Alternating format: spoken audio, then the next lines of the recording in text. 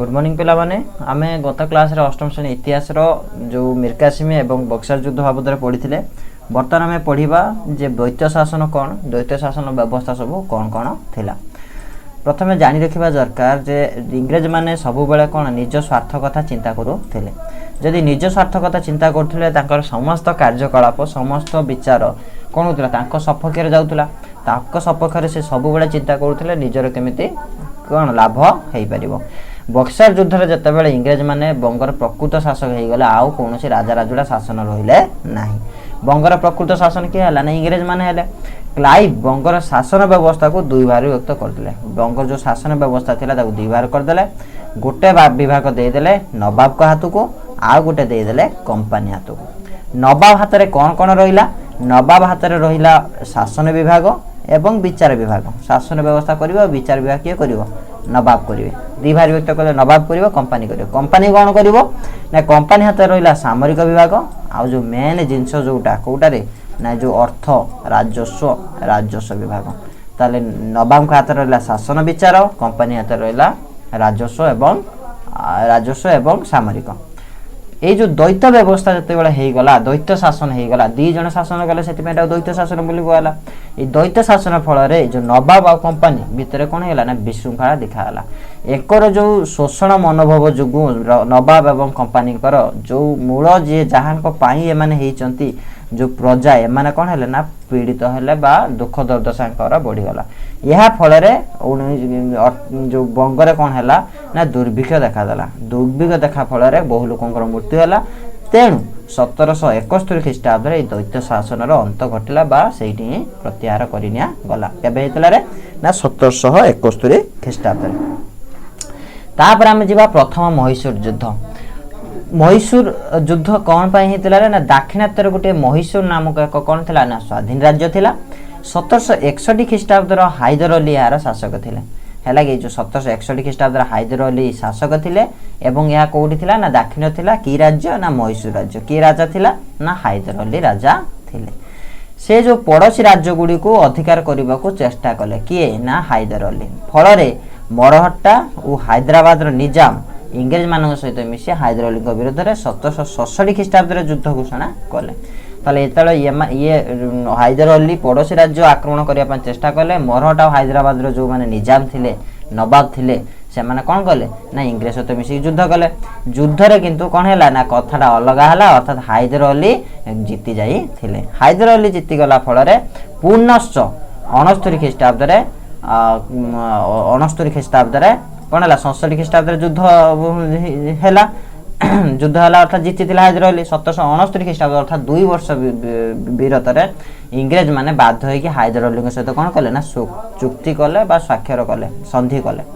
एई संधि अनुसार कौन हैला ना उभय को युद्ध समय रे सहायता करिया व्यवस्था रहला। अर्थात उभय केई का विरुद्ध युद्ध करिवे नै।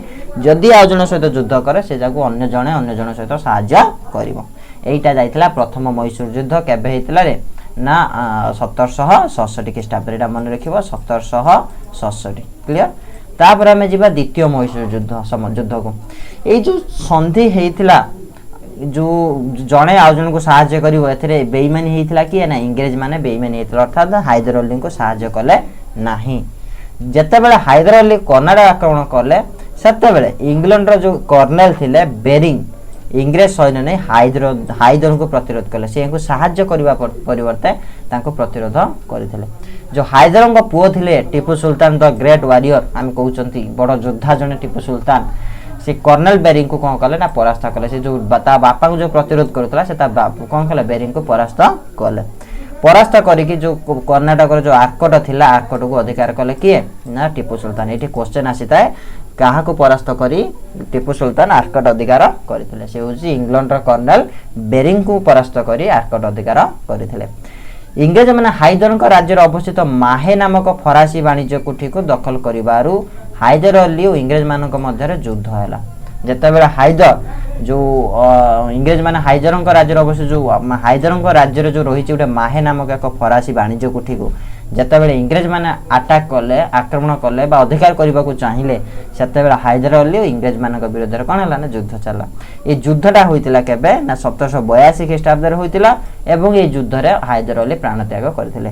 ଆମକୁ ମନେ ରଖିବା ହେବ ଯେ ଦ୍ୱିତୀୟ ମହୀଶୂର ଯୁଦ୍ଧ କେବେ ହେଇଥିଲା ଏବଂ କେଉଁ ଯୁଦ୍ଧରେ ହାଇଦର ଅଲି ମୃତ୍ୟୁବରଣ କରିଥିଲେ। ଦ୍ୱିତୀୟ ମହୀଶୂର ଯୁଦ୍ଧ ହୋଇଥିଲା 1782 ଖ୍ରୀଷ୍ଟାବ୍ଦରେ ଏବଂ ହାଇଦର ଅଲି ଦ୍ୱିତୀୟ କର୍ଣ୍ଣାଟ ସମରରେ କ'ଣ କରିଥିଲେ ନା ମୃତ୍ୟୁବରଣ କରିଥିଲେ। ଓକେ, ତାପରେ ଯେଉଁ କର୍ଣ୍ଣେଲ ବେରିଙ୍କୁ ଆର୍କର ଅଧିକାର ପ୍ରତିହତ କରିଥିଲେ କିଏ ନା ଟିପୁ ସୁଲତାନ। ତାଙ୍କ ପରେ ତାଙ୍କ ଜାଗା ସମ୍ଭାଳିଲେ କିଏ ନା ଟିପୁ ସୁଲତାନ, ଅର୍ଥାତ୍ ହାଇଦର ଅଲିଙ୍କ ସ୍ଥାନ ନେଲେ, ଅର୍ଥାତ୍ ସେଇ ମହୀଶୂରର ରାଜା ହେଲେ ଟିପୁ ସୁଲତାନ। ଟିପୁ ସୁଲତାନ ଇଂରେଜ ମାନଙ୍କ ବିରୋଧରେ ଯୁଦ୍ଧ ଚାଲୁ ରଖିଲେ ଏବଂ ଯେଉଁ ଇଂରେଜ ବ୍ରିଗେଡ଼ିୟର ଯେଉଁ ଥିଲେ ମାଥ୍ୟୁସ୍ ଆଉ ତାଙ୍କ ସୈନ୍ୟମାନଙ୍କୁ କ'ଣ କଲେ ନା ଟିପୁ ସୁଲତାନ ବନ୍ଦୀ କରିନେଲେ।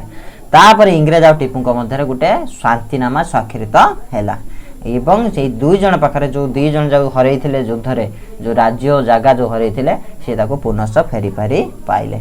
ତାପରେ ଆମେ ଯିବା ତୃତୀୟ ମହୀଶୂର ଯୁଦ୍ଧ। ତୃତୀୟ ମହୀଶୂର ଯୁଦ୍ଧ ଆମେ ଦେଖିବା ଯଦି ଯେତେବେଳେ ଟିପୁ ସୁଲତାନଙ୍କ କ୍ଷମତା ଟିପୁ ସୁଲତାନଙ୍କର ଶକ୍ତି ଦେଖିକି ନିଜାମ ଯେଉଁ ପଡ଼ୋଶୀ ନିଜାମ ଥିଲେ ଆଉ ମରହଟ୍ଟା ଯେଉଁ ଥିଲେ ଭୟ କରିଥିଲେ, ଅର୍ଥାତ୍ ସେଥିପାଇଁ ଭୟ କରି କାହା ପାଖକୁ ଯିବେ ଶତ୍ରୁ ପାଖକୁ। ଶତ୍ରୁ କିଏ ଥିଲା ନା ଇଂରେଜମାନଙ୍କ ପାଖକୁ ସେମାନେ ଯାଇଥିଲେ। 1790 ଖ୍ରୀଷ୍ଟାବ୍ଦରେ ଯେତେବେଳେ ଟିପୁ ଇଂରେଜର ଯେଉଁ ମିତ୍ର ରାଷ୍ଟ୍ର ଥିଲେ ଇଂରେଜମାନଙ୍କର ଯେଉଁ ପାଖ ରାଷ୍ଟ୍ର ଥିଲା ବା ତାର ଯେଉଁ ସହାୟକ ରାଷ୍ଟ୍ର ଥିଲା ମିତ୍ର ରାଜ୍ୟ ଥିଲା ତ୍ରିବାଙ୍ଗୁଡ଼ ଗୋଟେ ରାଷ୍ଟ୍ର ଥିଲା। ସେ ତ୍ରିବାଙ୍ଗୁଡ଼ ଯେତେବେଳେ ଟିପୁ ଆକ୍ରମଣ କଲେ ଇଂରେଜ ମାନେ କ'ଣ କଲେ ନା ଟିପୁଙ୍କ ବିରୋଧରେ ଯୁଦ୍ଧ କଲେ।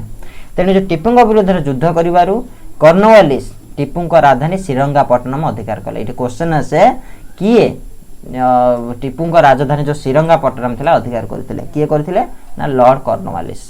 ଟିପୁ ସେଇଠୁ ବାଧ୍ୟ ହୋଇ କ'ଣ କଲେ ନା ଇଂରେଜମାନଙ୍କ ସହିତ ସନ୍ଧି କଲେ। ଯେତେବେଳେ ନିଜ ରାଜଧାନୀକୁ ଅଧିକାର କରିନେଲେଣି ସେତେବେଳେ ସେ ବାଧ୍ୟ ହୋଇକି ସନ୍ଧି କଲେ। ଏହାକୁ ଏଇ ଯେଉଁ ସନ୍ଧି କରାଗଲା ଏଇଟାକୁ କୁହାଯାଏ ଶ୍ରୀରଙ୍ଗାପଟ୍ଟନମ ସନ୍ଧି। ତାହେଲେ ଶ୍ରୀରଙ୍ଗାପଟ୍ଟନମ ସନ୍ଧି 1790 ଖ୍ରୀଷ୍ଟାବ୍ଦରେ ହୋଇଥିଲା ଏବଂ ତୃତୀୟ ମହୀଶୂର ଯୁଦ୍ଧ ମଧ୍ୟ 1790 ଖ୍ରୀଷ୍ଟାବ୍ଦରେ ହୋଇଥିଲା।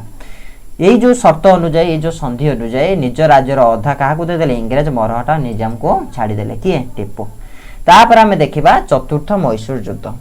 ଚତୁର୍ଥ ମହୀଶୂର ଯୁଦ୍ଧ ଯେତେବେଳେ ସନ୍ଧି ଅନୁଯାୟୀ ଯେଉଁ ନିଜ ରାଜ୍ୟର ଅଧା ଯେଉଁ ଛାଡ଼ିଲେ ଇଂରେଜ ମରହଟ୍ଟା ଓ ନିଜାମକୁ ଯେଉଁ ଛାଡ଼ି ଦେଇଥିଲେ ତାହାର ଯେଉଁ ପରାଜୟ ତାର ଯେଉଁ ରାଗ କ୍ରୋଧ ତାର ଯେଉଁ ଗ୍ଲାନି এটা ପ୍ରତିଶୋଧ ନେବା ପାଇଁ ଟିପୁ ଚାହିଁଥିଲେ ଏବଂ ସେଥିପାଇଁ ନିଜର ସୈନ୍ୟବାହିନୀକୁ ଫରାସୀମାନଙ୍କ ଯେଉଁ ଫରାସୀମାନେ ଥିଲେ ତାଙ୍କ ଦ୍ୱାରା ତାଲିମ ଦେଇଥିଲେ ଏବଂ ଅଧିକ ଶକ୍ତିଶାଳୀ କରାଇଥିଲେ।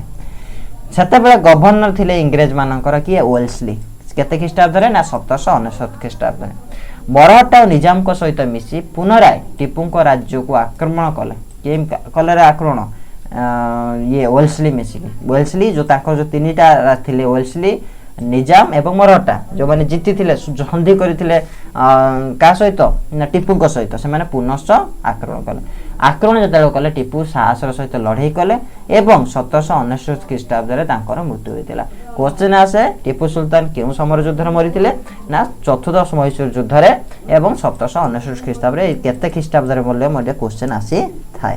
ଓକେ, ତା ତୃତୀୟ ମହୀଶୂର ଯୁଦ୍ଧ ହେଇଥିଲା 1790ରେ, ଚତୁର୍ଥ ମହୀଶୂର ଯୁଦ୍ଧ ହେଲା 1799ରେ। ତାପରେ ଯେତେବେଳେ ଟିପୁ ସୁଲତାନ ମୃତ୍ୟୁବରଣ କଲେ ତାଙ୍କର ମହୀଶୂର ରାଜ୍ୟ ତିନି ଭାଗ ବିଭକ୍ତ ହେଲା। ଦକ୍ଷିଣ ପଶ୍ଚିମ ଜିଲ୍ଲା ଗୁଡ଼ାକ ଇଂରେଜମାନେ ନେଇଗଲେ, ଉତ୍ତର ପୂର୍ବ କେତେ ଜିଲ୍ଲା ନିଜାମ ନେଇଗଲା, ମରହଟ୍ଟା ମାନେ ମହୀଶୂର ରାଜ୍ୟର ଉତ୍ତର ପଶ୍ଚିମ ଅଂଶରେ କିଛି ପାଇଥିଲେ। ତାହେଲେ ତିନି ଜଣ ଯେଉଁ ଥିଲେ ମରହଟ୍ଟା ନିଜାମ ଓ ଇଂଲଣ୍ଡ ତିନି ଜଣ ତିନି ଭାଗ ହେଇକି ନେଇଗଲେ। ଇଂରେଜମାନଙ୍କ ଭାରତର ଅନ୍ୟାନ୍ୟ ଅଞ୍ଚଳକୁ ଜୟ କରି ସାମ୍ରାଜ୍ୟ ବୃଦ୍ଧି କରିବାକୁ ମଧ୍ୟ ସେମାନେ ସୃଷ୍ଟି କରିଥିଲେ। ଯଦି ଆମେ ଟିପୁ ସୁଲତାନ କଥା କହିବା ଜଣେ ଇତିହାସର ଜଣେ ବୀର ପୁରୁଷ ଜଣେ ସୁଶାସକ ଜଣେ ଏବଂ ପ୍ରବୀଣ ରାଜନୀତିଜ୍ଞ ଥିଲେ ଟିପୁ ସୁଲତାନ। ତାଙ୍କର ଅସାଧାରଣ ବୀରତ୍ୱ ଓ ସାହସିକତା ପାଇଁ ତାଙ୍କୁ ମହୀଶୂର ବାଘ ବୋଲି କୁହାଯାଏ। ତାଙ୍କୁ କୁହାଯାଏ ଦ ଟାଇଗର ଅଫ୍ ମହୀଶୂର, ଯାହାକି ଆମ ଇତିହାସରେ ଆମେ ପଢ଼ିଛନ୍ତି ଜଣେ ବୀର ଯୋଦ୍ଧା ଭାବରେ ଆମେ ତାକୁ ମନେ ରଖିବା। ଏହା ଥିଲା ତୁମର ଚାରୋଟି ଯାକ ମରହଟ୍ଟା ମହୀଶୂର ଯୁଦ୍ଧ ଏବଂ ଦ୍ୱୈତ ଶାସନ। ଧନ୍ୟବାଦ। ଯଦି ଭିଡ଼ିଓଟି ଭଲ ଲାଗିଛି ନିଶ୍ଚିତ ଭାବେ ଲାଇକ୍ କରିବ ଏବଂ ସାଙ୍ଗମାନଙ୍କ ସହିତ ସେୟାର କରିବା ସହିତ ଚ୍ୟାନେଲଟିକୁ ସବସ୍କ୍ରାଇବ୍ କରିବ। Thank you.